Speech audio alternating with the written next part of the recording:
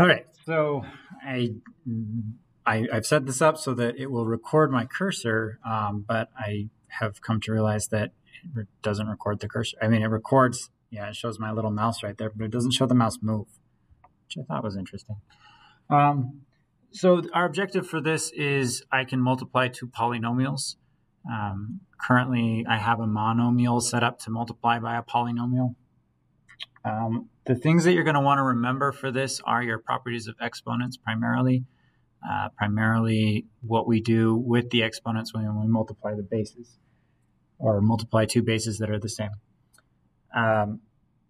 Okay, so let's just kind of dive into this. This one, instead of explaining away, I'm just going to kind of go through a couple of examples because I feel like with multiplying, it's just going to be easier to do it this way. You can try this on your own and come back and then watch the video and see if you got the same result. I do recommend that always. But let's try this out. Okay, so we have negative 4x, and we're multiplying that by x squared plus 3x minus 4.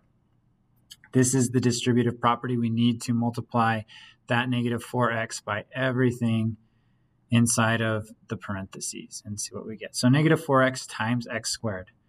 That is negative 4x to the third power. We could break that down as negative 4 times x squared is x times x, and we get x to the third power, negative 4x to the third power. Okay, that's the only one I'm going to do that for. Negative 4x times 3x. That's going to make it a negative. Negative 4 times negative 3 is negative 12. And x times x is x squared. And then the last one, negative 4x times negative 4. Negative times a negative becomes a positive. And that gives us 16x. And that's all there is to that. Okay, so our final result is that beautiful thing. Negative 4x to the third power minus 12x squared plus 16x.